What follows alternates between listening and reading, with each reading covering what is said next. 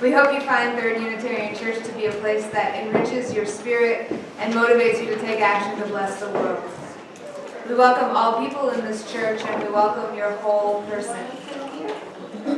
Because we are having a special service today to honor Black History Month, we're going to have our Joys and Concerns ceremony next week. So if you'd like to submit a joy or a concern, you're welcome to do that today.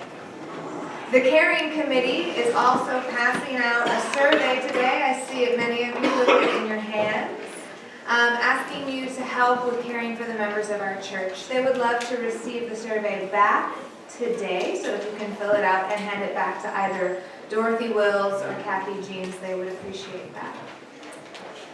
Next Sunday is Commitment Sunday. So we look forward to having you join us and return your pledge cards next week when we'll have the ceremony during the service. This afternoon from 4 to 5:30, the TUC and Unity Temple Action in Austin group will meet at Unity Temple's Gale House.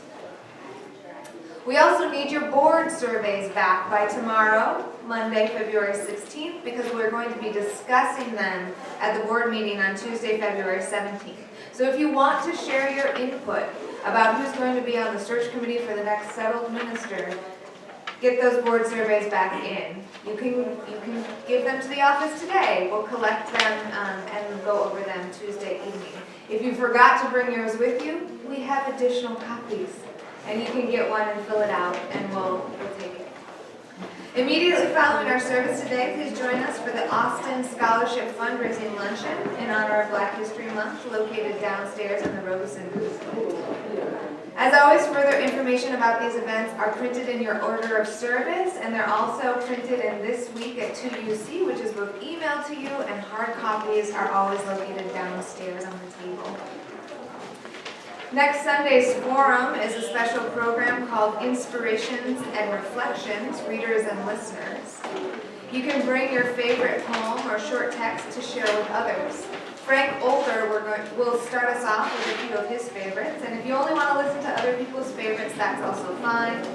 The session pays tribute to the long-standing Readers and Listeners group that met monthly at TUC in a similar format. Our celebration of life for next Sunday is The Arc of the Universe's Long, Faith in a Better World. Likely inspired by Transcendental Unitarian minister Theodore Parker, Martin Luther King Jr. said, "The arc of the universe is long, but it bends towards justice." How long is that arc? How, in fact, does it bend? Can we see its curve, or do we take it on faith? Minister Jennifer Nordstrom and Worship Associate Max Lyles will explore the faithful collective act of working towards the beloved community. And again, this will include a ceremony of commitment to this community as we turn in our pledge cards. Once again, welcome to Third Unitarian Church.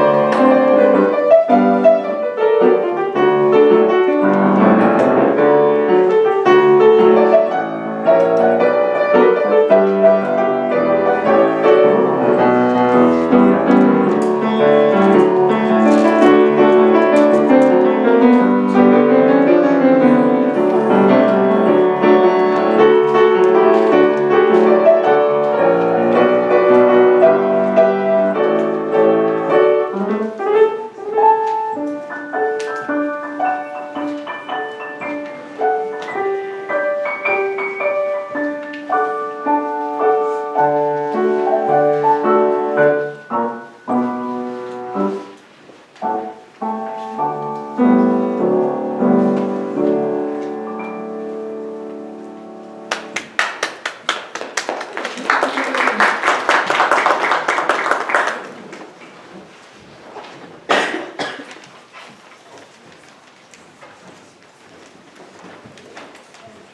light this chalice, a symbol of hope, faith, freedom, and love, and connect with Unitarian Universalists in the past, the present, and the future.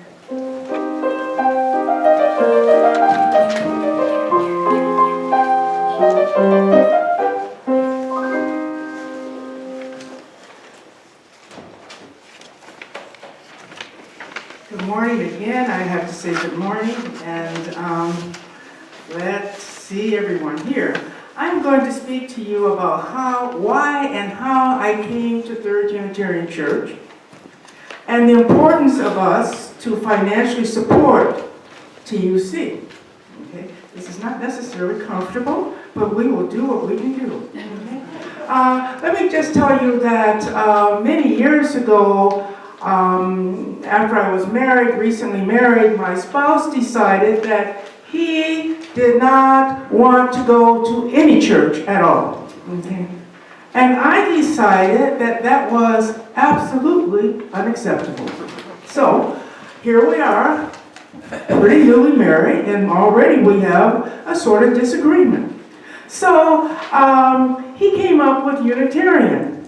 And you know, I think he was surprised when I said, oh, I know about that group. They are fabulous. They are courageous. They are strong. They have backbone. I like that. That was a surprise to him, I do believe. I think he thought I would say no. No, I knew more than he thought I knew. So here we were. So we looked at what we used to call a phone book. There used to be phone books. So he looked in the phone book, and since we lived in Austin, here was Third Unitarian Church at 301 North Mayfield. So we came over, we spoke to Dr. Bureau. Sound like a pretty good place. Then we found ourselves attending on Sundays, and the people here seemed to have the same values and beliefs that we had. We said, this is an excellent fit. This is wonderful. We both agreed to that, okay? And so, fine. Now, several years later, I had my daughter, and one Sunday morning I said, I think I would like to stay home today from church. And my daughter said, oh no, we can't do that. We're working on certain projects in the church school, and I've got to be at church. So then my spouse said, you see what you have done. All right, so here we are. All right, so it's really very interesting. I am very glad to be a member of Third Unitarian Church. This is a church where I say that we have backbone, okay? We are strong, okay? We are focused. We also know how to make adjustments, I'll have to tell you that. We are concerned with community and this world that we live in. And so, I'm going to go on and tell you that during the time that I have been here, I have found that we're able to discuss and we're able to debate. Some of the debates we have had among ourselves and in groups have not always been very comfortable. Okay? And if I had a video, which would not be a nice thing to show you, I could show you some meetings where you would not know if you should laugh or cry. Okay? All right. But for sure, it would be emotional. I bet you that. Okay? So I have found that during the years that I have been here that it has been important to me to have a full-time minister, to keep a religious education program for our young people, for also our forum and religious education program that we call Forum for the adults, office staff, an administrator of the office, really, really important. I don't know, this is a very busy place here during the week in terms of what the minister and office staff have to deal with. Okay. It is important to have a musician here. Okay, we have great music. And there's all kinds of other things that cost money that is a part of keeping up this building. Okay. Things that I would probably not think of, but things that's just a part of having a building. And it all costs money. So it all comes down to dollar signs that are attached to this. Now, I am just doing the talk here. Okay, but I know that together we know how to do the walk, and we will find a way through pledging or through other activities to keep Third Unitarian Church moving so we can continue to work on those goals that are important in this world that we live in. And that is all I have to say, and thank you very much.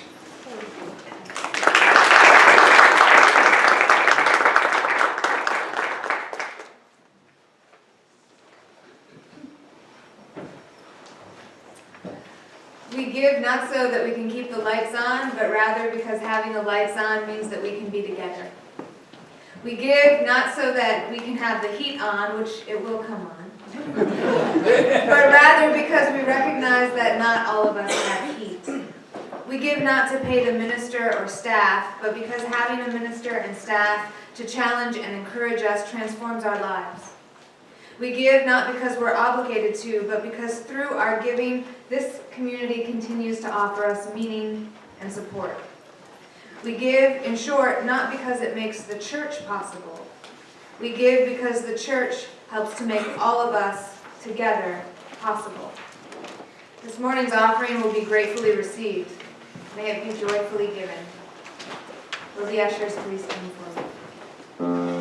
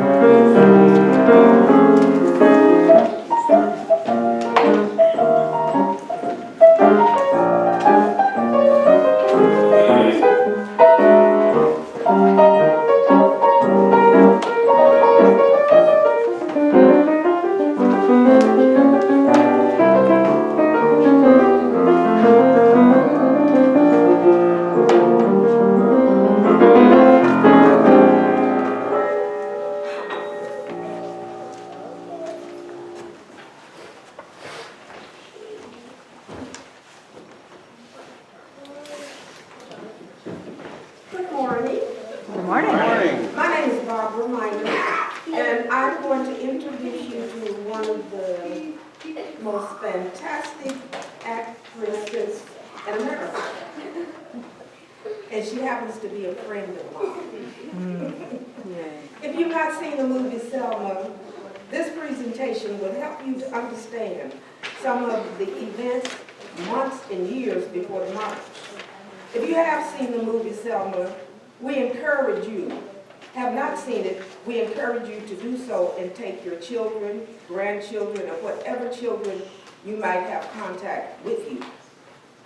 2 months before he died, Malcolm X, my favorite person, shared the Audubon stage with this person He considered her to be the #1 freedom fighter woman in America. She was born the 20th child of a sharecropper family in Roosevelt, Mississippi, in the Mississippi Delta.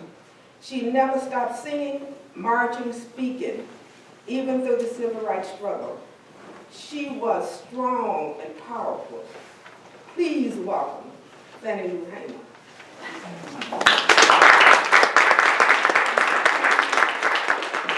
This little light of mine, I'm gonna let it shine. Oh, this little light of mine, I'm gonna let it shine. This little light of mine, I'm gonna let it shine. Let it shine, let it shine, let it shine. How y'all doing? All right. October 6, 1917, I come into this world. The youngest of 20 children born to Jim and Lou Everett Townsend. They named me Fannie Lou. We lived on a plantation and we slept in a tin house. Nighttime we sang songs, Papa tell jokes, and we parched peanuts around the fire. I love school, reciting poetry, but I couldn't go no longer than 6th grade. See, we plant and pick cotton, give half to the man what owned the land. This is what they call sharecropping. Life wasn't much better than slavery. We were still breaking our backs, working from sunup to sundown.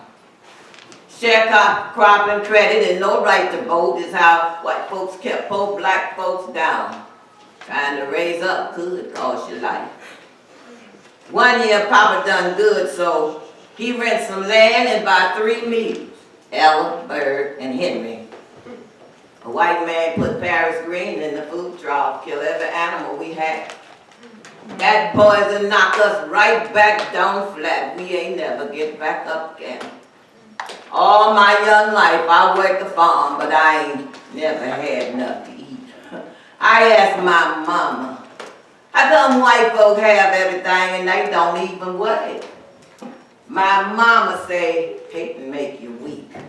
America's sick, and we they only hope. When her clothes tear, she patch them. When the patch tears, she patch that. I swore when I got grown, my mama would never gonna have to wear no more patch clothes. Within the old home place, a patient smiling face would always shed good comfort, hope and cheer. And when she used to sing to her eternal King, it was the song the angels love to hear. If I could hear my mother pray again, good.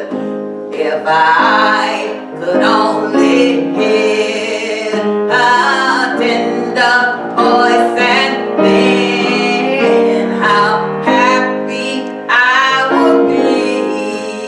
'Twould mean so much to me if I could hear my mother pray again. In 1944, me and Pap Hamer get married. We couldn't have no children, so we adopted Dorothy Jean and Bergerie. Pap run a little juke joint. We make and sell liquor. Daytime, I pick cotton. Nighttime, I clean the Marlowe house and keep his books. It took all this just to get by.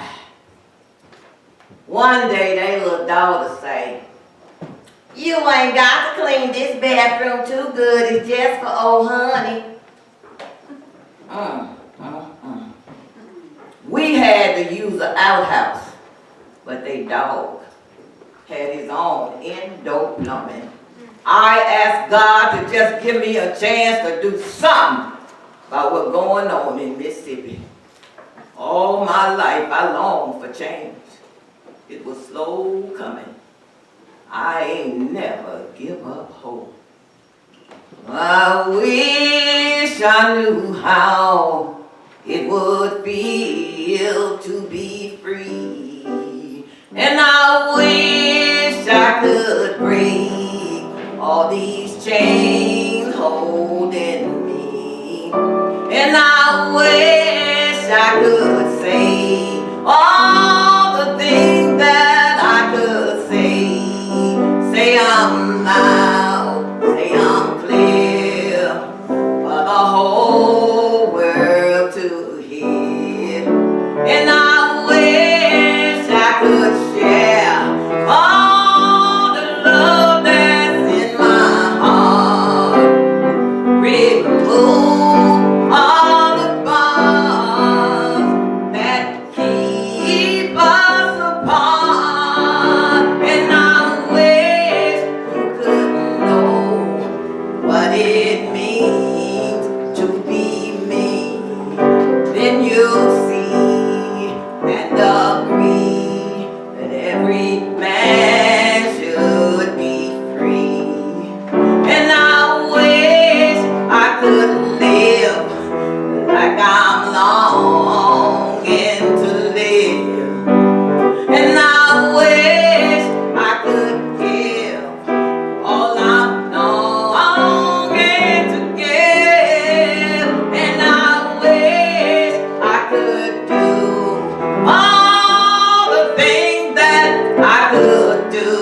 Though I'm way overdue, I'd be starting anew.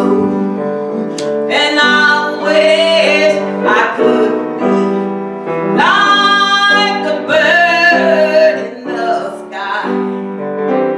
How sweet it would be if I found out I could fly. I'd soar to the sun and look down at the sea. And I'd say, 'cause I know how it feels to be free. Summer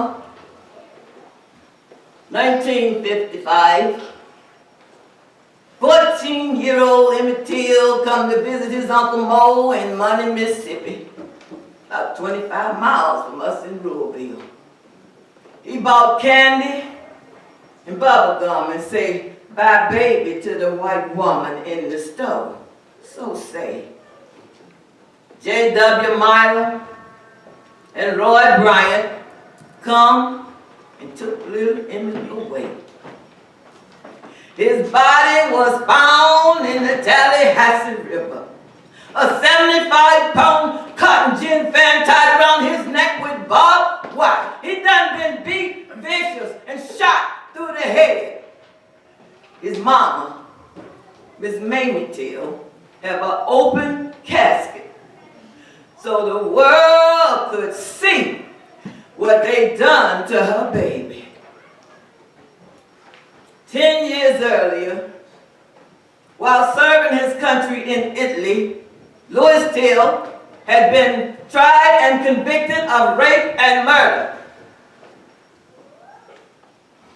Black officials had not been allowed to participate in this fiasco.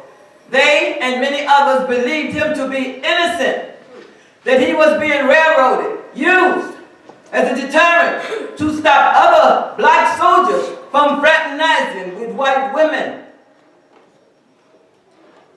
Mamie Till had never been told how her husband died.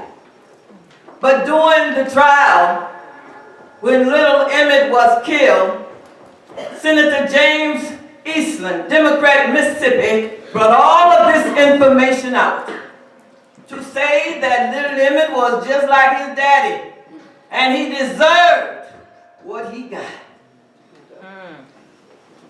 The two men was found not guilty. Later, Milam became the night policeman in our town. His last words were, "Mama, save me, have mercy on me, Lord." The blow still fell, but little Emmett had died. Emmett Till, his name will be a legend we all know. From Chicago to Mississippi to see his Uncle Mo. But we won't see little Emmett anymore. Black folks was hurt deep. I kept on praying for change. I ain't know what else to do. I ain't know there was other black women with the same burning fire inside as me. Just 3 months later, December 1st, 1955, Rosa Parks was arrested because she wouldn't give up her seat to a white person on the Montgomery City bus. Reverend Ralph Abernathy called for a boycott.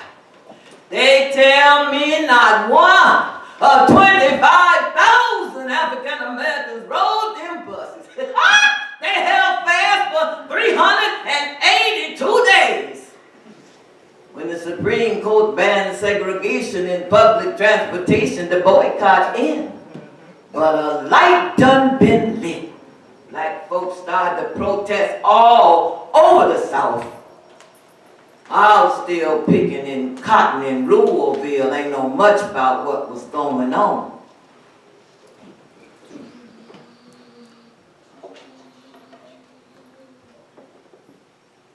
In 1957, Governor Orville Forbes called out the National Guard to block 9 black students from going to all-white Central High in Little Rock. President Eisenhower ordered in federal marshals. The civil rights movement forged on. 1960, April, 4 black A&T students sat down at a Woolworth's lunch counter. They was beat up by whites. The second day, 20 come. The third day, 50 come. Some was white. Reporters let the rest of the country know what was going on. By April, sit-ins done spread to 77 cities. Before the year was out, now 75,000 young folk was sitting in. 4,000 was arrested.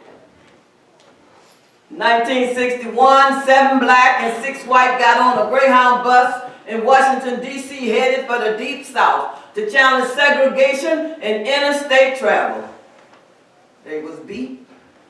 The bus was set afire. The Freedom Riders went on. So did the beatings. The police ain't do nothing. That same year, I was sterilized without being told. When I asked the doctor why he do that to me, he ain't opened his mouth. Not much word about the movement reach us in Louisville. Even if you had a little radio by nighttime, you're too tired to listen to the news. Time just passed. In the spring, we plant the cotton. In the fall, we pick it. Nothing seemed to change except the season. Then, in 1962, a mass meeting was held at our church. SNCC and SCLC leaders say, if anything was going to change in Mississippi, we would have to go to Indianola and register to vote. I was 44 years old, and this what I've been waiting for all my life. Gonna register to vote. I'm gonna let it shine. Gonna register to vote. I'm gonna let it shine.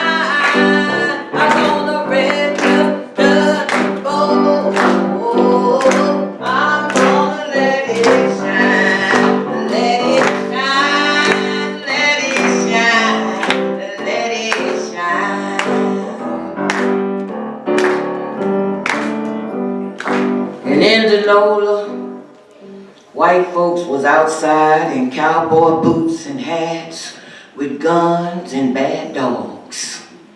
Inside, they say we gotta explain one of the 286 sections of the Mississippi State Constitution before we could register. All 18 of us failed. Driving home, we was pulled over, arrested, and fined $100 because our bus was too yellow. When I finally got home, Mr. Marlowe was in a snap.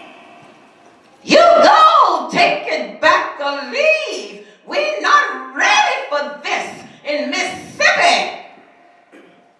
I say, Mr. Marlowe, I ain't go to register for you. I went for myself. I left that night.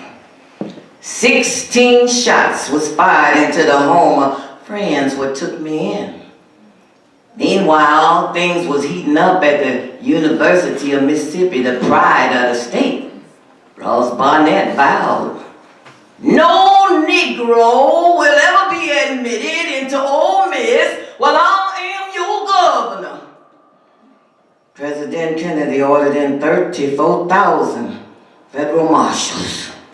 By morning, 160 folks was hurt, 2 was dead, and Jane Meredith was registered as the first African American at the University of Mississippi. Oh, beautiful for pilgrims' feet who stern impassioned stress, a thoroughfare for freedom's beat across the wilderness. America, America, God shed His grace on thee and crown thy good with brotherhood from sea to shining sea. I went back to Louisville as a field secretary for SNCC, organizing day and night.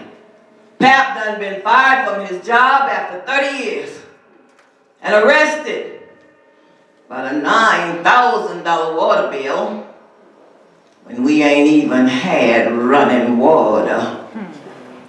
We lost our house, furniture, and car. Would nobody give us work? All this just for wanting to vote. I went back to Indianola and told that clerk, you gonna see me every 30 days till I pass. SNCC done brought some hope to Mississippi. Summer 1963, 6,000 school children started freedom marches in Birmingham. The world saw them being knocked down by powerful jets of water from firemen hose, being attacked by ferocious dogs, all ordered by Bull Connor. Local businessmen, afraid about losing money, called for lunch counter and restroom desegregation in 90 days. We was arrested in Winona, coming back from a voter registration workshop. Oh, they called me way out my name. Said they was gonna make me wish I was dead. They told 2 prisoners. I could hear the licks and screams. They took Miss Arnell Ponder first and then Miss June Johnson. I could hear the licks and screams. Then they came for me. They carried me out that cell, had me lay face down on this bunk bed. They told 2 prisoners, 2 black prisoners, if you don't beat them, You know what we want to do to you? The first one beat me with a blackjack till he give out. Then the second one took over while the first one hold my legs. I started to work my feet and they make him sit on them. I was trying to protect my left side because I had polio when I was 6 years old. I tried to smooth down my dress. That patrolman pulled it up over my head. It was so horrible. I couldn't stop screaming. A white man started beating me in my head. Hush up, nigga!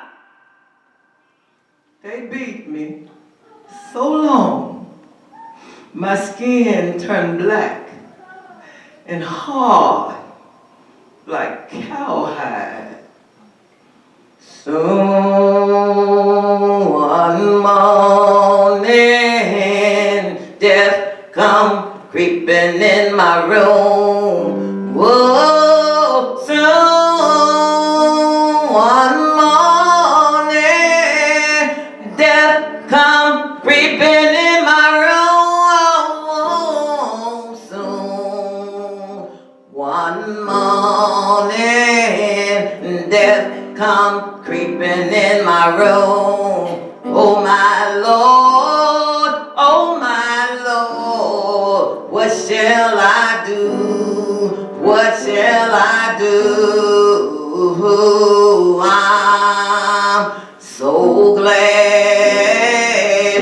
trouble don't last always. Oh, I'm so glad trouble don't last always. I'm so glad trouble don't last always. Oh my Lord, oh my Lord, what shall I do? What shall I do? 3 days later, James Bevel and Andrew Young carried me, half conscious, to the doctor. I looked so horrible I couldn't let my folks see me for not 3 months. My eye and kidney never did get right. While we was in jail, George Wallace stood on the schoolhouse steps to block integration at the University of Alabama. President Kennedy spoke up.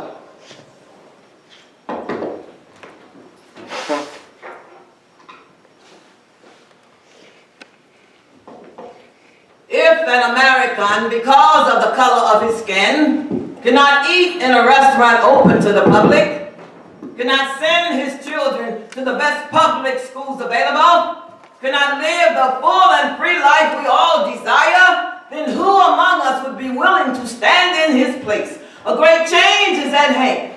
Our duty, our obligation is to make that revolution peaceful. Those who do nothing are inviting shame as well as violence. That same night, June 12, 1963, a single round from a high-powered rifle killed Medgar Evers in his front yard. Murderer Byron D. LeBec went free. Nina Simone wrote her dynamic song, Mississippi Goddamn. Alabama's got me so upset.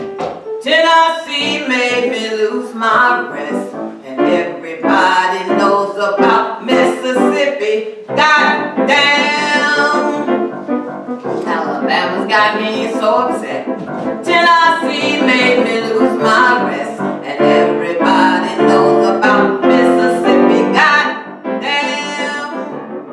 Can't you see it? Can't you feel it? It's all in the air. I can't stand the pressure much longer. Somebody say a prayer. Alabama's got me so upset. Tennessee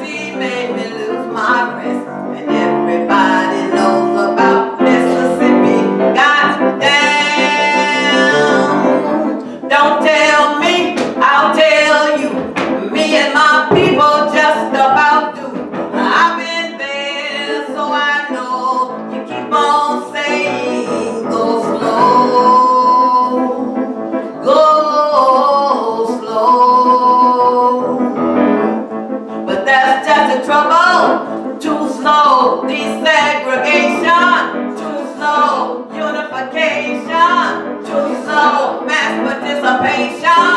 Too slow to do things gradually. Will bring more crime tragedy. Why don't you see it? Why don't you hear it? I don't know. I don't know. You don't have to live next to me. Just give me my equality. 'Cause everybody knows about Mississippi. Everybody knows about Alabama. Everybody knows about Mississippi. God damn. That's it.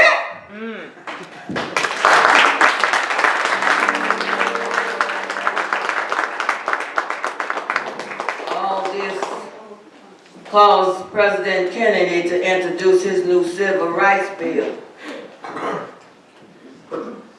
Dr. Martin Luther King Jr. decided on a march on Washington to show support. 250,000 people come. 60,000 was white. Dr. King made his famous speech. I have a dream. The day was peaceful. 18 days later, a bomb ripped through the 16th Street Baptist Church. 4 little girls were brutally murdered. Black folks took to the street. Some was attacking the police with sticks and bricks. The police had guns. 2 months after that march on Washington, which was 6 months after President Kennedy had spoke up for civil rights, in Dallas, Texas, he was shot and killed. Oh, beautiful, for fear heroes prove in liberating strife, who more than self thy country love, and mercy more than life. America, America, may God thy goal refine, till all success be nobleness, and every gain divine. Dr. Martin Luther King Jr. still preached nonviolence. But more and more, black folks wanted to fight back. Mikasa Willie Rick's notion of black power was catching on. Young folks was chanting, beep, beep, bang, bang, Ungawa, black power, beep, beep, bang, bang, Mgawa, black power, beep, beep, bang, bang, Ungawa, black power. The government was making small concessions, but we could not rest. We had to keep the nation's attention focused on Mississippi. Summer 1964, we started bringing in young, white student volunteers. We told them about the danger and they should leave if they was afraid. We thought the white children would not be brutalized. Corps members Andrew Goodman, Mickey Schwerner, and James Chaney was arrested and disappeared. Just days before the Democratic National Convention, their bodies was found buried in the trench. Schwerner and Chaney's folks wanted to bury their sons side by side. Mississippi refused. Like his schoolhouse, church, libraries, and picture show, cemeteries in Mississippi were segregated, much like they are today. At the Democratic National Convention, the the integrated Mississippi Freedom Democratic Party challenged the all-white party. Our goal was to be seated as the legal representative of Mississippi. I was co-chair. On national television, I talked about life in Mississippi. The violence, that brutal beating, and that Winona jail. If the Mississippi Freedom Democratic Party is not seated now, I question America. Is this America, the land of the free and the home of the brave? Well, our lives are threatened daily because we want to live as decent human beings.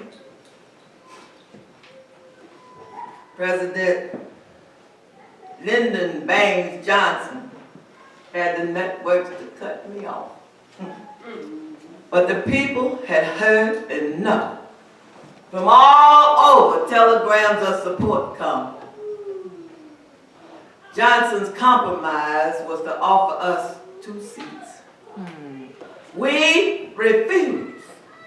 We ain't come all this way for no 2 seats when all us is tired, and we sick and tired of being sick and tired. The delegation approved his compromise. They would not recognize us.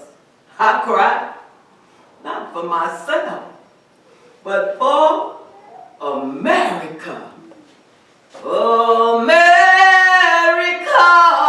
America, God mend down every flaw, confirm thy soul in self-control, thy liberty in law.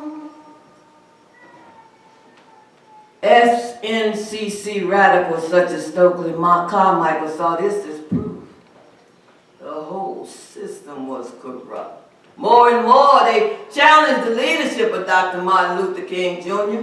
They wanted freedom at any cost. If they had to die, they wanted to die fighting. Though the one thing we did wrong, stayed in the wilderness far too long. Paul and Silas down in jail, but nobody to go their bail. So the first thing we did right was the day we started to fight. Keep your eye on the prize. Hold on. Young man, what you doing back there? December 1964, I stood on stage at the Audubon Theater with our shining prince, Brother Malcolm X. He say I was the country's #1 freedom fighting woman.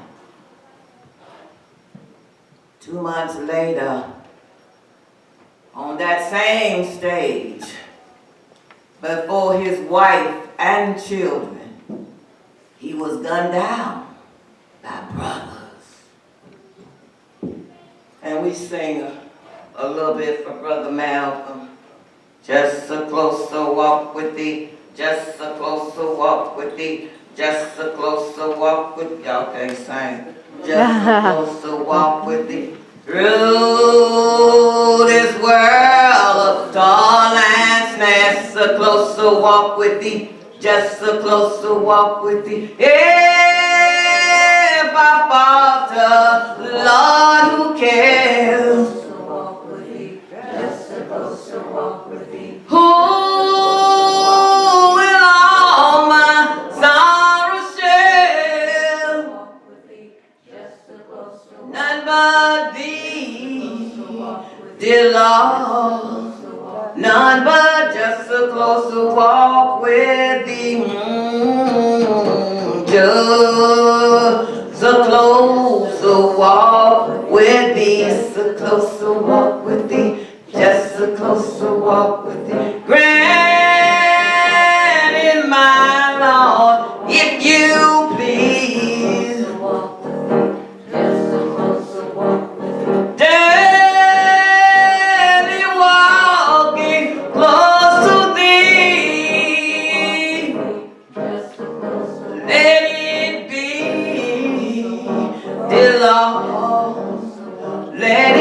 just a closer walk with thee.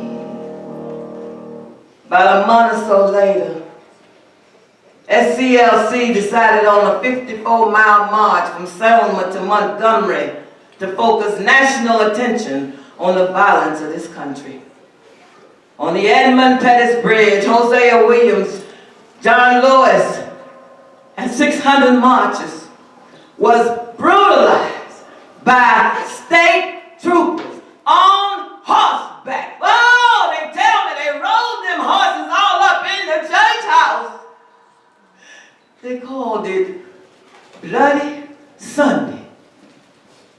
When Viola Liuzzu, a white Detroit housewife, saw footage on television, she drove her old Oldsmobile for 3 days to join the demonstration. She was chased by the Ku Klux Klan at speeds up to 100 miles an hour and shot twice in the face. When my feeble life is oh so close to walk with thee, just a closer walk with thee. Time for me won't be no more. God me gently, safely home to thy shore, to thy kingdom, just a closer walk with thee. About a few weeks after that first attempt, Dr. Martin Luther King Jr. led 3,000 marchers across that same bridge.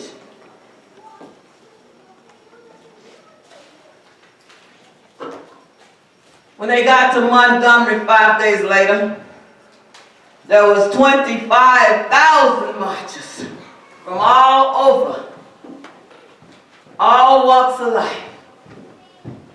This was the last massive act of unity between black and white, radical and moderate. In '64, there had been riots in Chicago, Harlem, and Philadelphia. In '65, riots broke out in Los Angeles. In '66, the Black Panther Party was founded in Oakland. It was needed. December 4th, 1969, Illinois Panther Chairman Fred Hampton, age 21, was brutally murdered by Chicago police.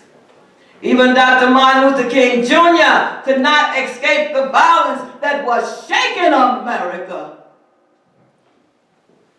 April 4th, 1967, in a speech in New York City, he challenged America. If America continues to make nonviolent protest possible, she is making violent revolution inevitable. I hate to say it, but America is the #1 perpetrator of violence in the world today.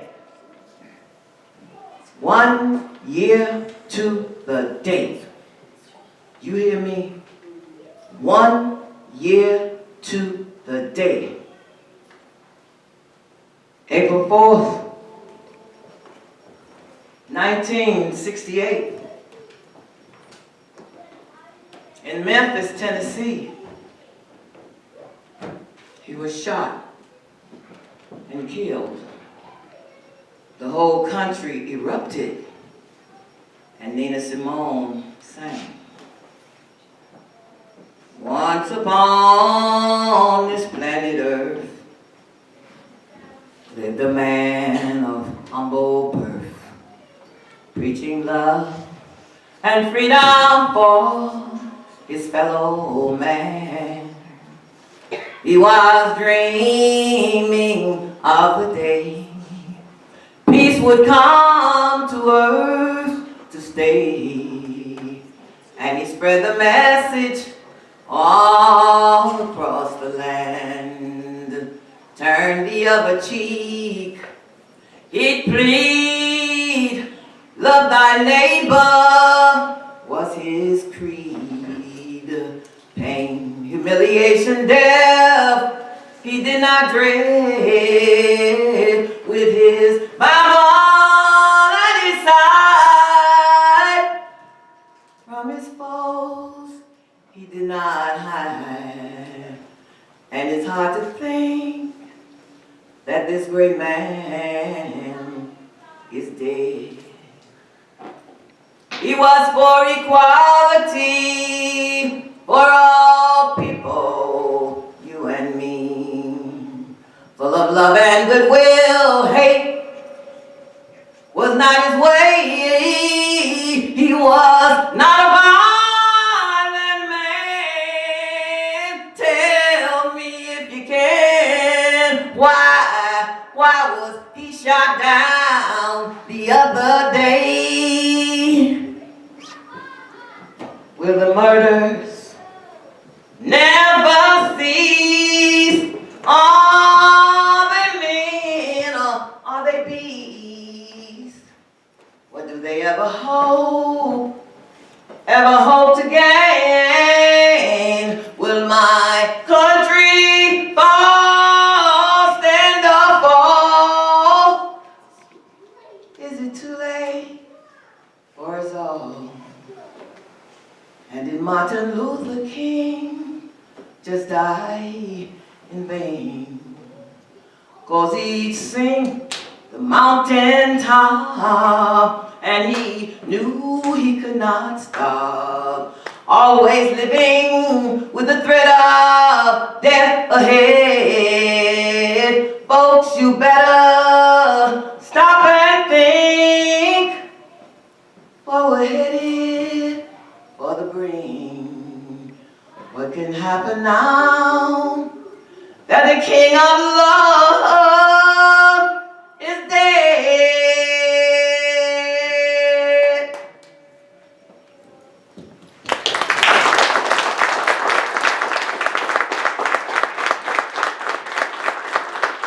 I know that we are running late, but I have one more thing that I need to share with you. I am very, very disturbed by what is going on in this country in the streets as far as, more specifically, young black men. And I know that I'm not the only one that's disturbed. I know that this is not a new phenomenon. We Africans have been brutalized since we were brought here. The MO has changed. Where they used to lynch our young men, they now shoot them down in the street and they let them lay there until they die. The most recent assault has been the stripping of the Jackie Robinson Youth League of their title, stripping them of their coaches and their father figures. Many of them have no fathers. And so I usually sing another song, but I have been singing this song for all people, for my young black men. I'd like you to help me. Every time you hear me say "in the ghetto," I want you to repeat after me and I want you to sing it. Alright? On a cold and gray Chicago morn, a poor little baby child is born in the ghetto. And his mama cries. 'Cause if there's one thing that she don't need, it's another little hungry mouth to feed in the ghetto. People, don't you understand? The child needs a helping hand, or he'll grow to be an angry young man someday. Take a look at you and me. Are we too blind to see? Or do we simply turn our heads and look the other way as the world turns? And a hungry little boy with a runny nose plays in the street while a cold wind blows in the ghetto. And his hunger burns. So he starts to roam the streets at night. He learns how to steal and he learns how to fight in the ghetto. Then And one night in desperation, the young man breaks away, buys a gun, steals a car, tries to run, but he don't get far, and his mama cries. As a crowd gathers round an angry young man, face down in the street with a gun in his hand, in the ghetto. And as her young man dies, on a cold and gray Chicago morn, another little baby child is born, in the ghetto. In the ghetto. In the ghetto. In the ghetto. And his mama cries. Thank you.